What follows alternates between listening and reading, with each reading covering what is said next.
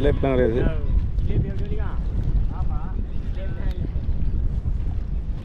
ஜிலேபி இப்போ சொல்லு, இப்போ சொல்லு. மூஞ்சி மாறிச்சு, இப்போ சொல்லு ஜிலேபின்னு சொல்லு. இப்போ சொல்லு ஜிலேபின்னு கேட்போம்.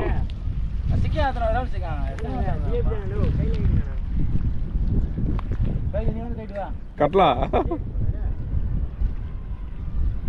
எங்கே ஓடுறான் அந்த பக்கம்? நான் அந்த பக்கம் போகவே கூடாதுன்னு நினைக்கிறேன். அப்படி தான் போகிறான் அவன். அட சைத்தானுக்கு கட்லா, சின்ன கட்லாப்பா.